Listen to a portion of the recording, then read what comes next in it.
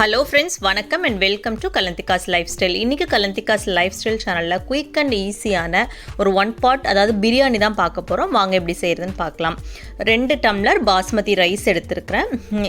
எடுத்த ரைஸை நல்லா 2 முறை நீங்கள் நல்லா வாஷ் பண்ணிவிட்டு எந்த டம்ளரில் ரைஸ் எடுத்தீங்களோ அதே டம்ளரில் 1க்கு 2 அப்படின்னு நான் 2 டம்ளர் ரைஸ்க்கு 4 டம்ளர் தண்ணி ஊற்றி 15 நிமிஷம் ஊற வைக்க போகிறேன். இது அப்படியே ஊறிட்டு இருக்கட்டும். இப்போ ஒரு ப்ரெஷர் குக்கரில் 2 ஸ்பூன் கடலெண்ணெய், 4 ஸ்பூன் நெய் விட்டுக்கோங்க. ஹோல் கரம் மசாலா ஆட் பண்ணிக்கலாம்.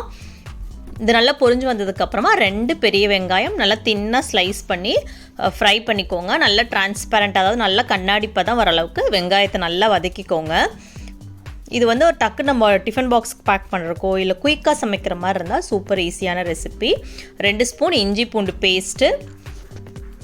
ஆக்சுவலி இது ஒரு ஓவர் ஸ்பைஸியாக இருக்காது, கொஞ்சம் மைல்டு ஸ்பைஸியாக தான் செய்ய போகிறோம். இஞ்சி பூண்டு பேஸ்ட் ஆட் பண்ணி நல்லா பச்சை வாசனை போகிற அளவுக்கு வதக்கிக்கோங்க. இப்போ ஒரு கைப்பிடி அளவு புதினாவும் மல்லியும் நல்லா ஃபைனாக சாப் பண்ணி உள்ளே ஆட் பண்ணிக்கோங்க. இப்போ ஒரு பேஸ்ட் நம்ம ரெடி பண்ண போகிறோம். ஒரு பெரிய வெங்காயம், காரத்துக்கு 2 பச்சை மிளகாய், மல்லி, புதினா, 2 பட்டை, 2 கிராம்பு துண்டு போட்டு நல்லா அரைச்சி அந்த பேஸ்ட்டையும் இதோடு சேர்த்து நல்லா வதக்கிடுங்க. இந்த மல்லி புதினா அரைச்சி போடுறப்ப அந்த ஃப்ளேவர் வந்து இன்னும் நல்லாயிருக்கும். ஒரே ஒரு தக்காளி ஸ்லைஸ் பண்ணி உள்ளே ஆட் பண்ணி அதையும் நல்லா வதக்கிடுங்க. தக்காளி குறைவாக போடுங்க, நம்ம தயிர் சேர்க்க போகிறோம். ஸோ அதனால் தக்காளி குறைவாக போட்டால் போதும். காய்கறி பார்த்திங்கன்னா நான் வந்து பட்டாணி, கேரட், உருளைக்கிழங்கு, காலிஃப்ளவர் எல்லாமே ஆட் பண்ணியிருக்கேன். நீங்கள் பீன்ஸ் இருந்தால் கூட ஆட் பண்ணிக்கலாம், மஷ்ரூம் இருந்தால் கூட இதெல்லாம் விட்டுட்டு மஷ்ரூம் மட்டும் சேர்த்து கூட செய்யலாம். உப்பு மஞ்சத்தூள் சேர்த்துருங்க. ஒரு 2 நிமிஷம் காய்கறி வந்து நல்லா பிரட்டி விடுங்க. 2 ஸ்பூன் கெட்டி தயிர் சேர்த்துக்கோங்க. தயிர் சேர்த்துனதுக்கப்புறம் மறுபடியும் 2 நிமிஷம் நல்லா வதக்கி விட்டுட்டு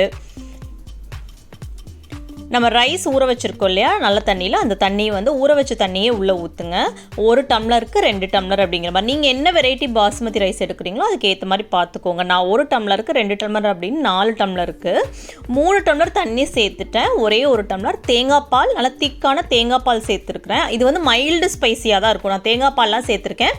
அது இல்லாமல் 2 பச்சை மிளகாய் மட்டும்தான் நான் ஆட் பண்ணியிருக்கேன்.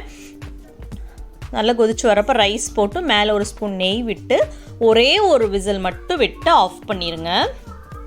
இப்போ ரைஸ் ரெடி ஆகிடுச்சு பாருங்கள். இப்போது இது வந்து ஒரு விசில் விட்டாலே நம்ம 15 நிமிஷம் ஊற வச்சுருக்கோம். நல்லா உங்களுக்கு வந்து உதிரியாக குக் ஆயிரும். அது இல்லாமல் தேங்காய் பாலில் குக் ஆகிருக்கிறனால அந்த ஃப்ளேவர் வந்து ரொம்ப நல்லாயிருக்கும்.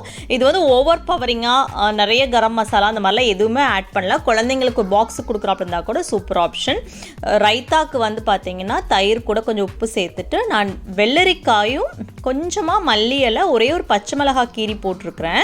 இதில் வந்து நான் வெங்காயம் அதிகமாக சேர்க்கல, சும்மா ஒரு அரை வெங்காயத்தை வந்து தூள் பண்ணி சேர்த்துருக்கேன். இது வெங்காயமே இல்லாமல் இந்த ரைத்தா பண்ணாலும் ரொம்ப நல்லாயிருக்கும். குக்கும்பர் ரைத்தா இந்த மாதிரி மைல்டு ஸ்பைசி ரைஸுக்கு குக்கும்பர் ரைத்தா ரொம்ப நல்லா இருக்கும்.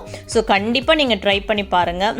இந்த ரைஸ் ப்ளஸ் இந்த ரைத்தா கூட வந்து அப்பளம், மாங்காய், ஊறுகாய் இந்த மாதிரி வச்சு சாப்பிட்றப்ப இன்னும் டேஸ்டியாக இருக்கும். ட்ரை பண்ணி பார்த்துட்டு எப்படி இருந்துச்சு அப்படிங்கிற கமெண்ட்ஸும் என் கூட ஷேர் பண்ணிக்கோங்க. தேங்க்ஸ் ஃபார் வாட்சிங். Bye bye.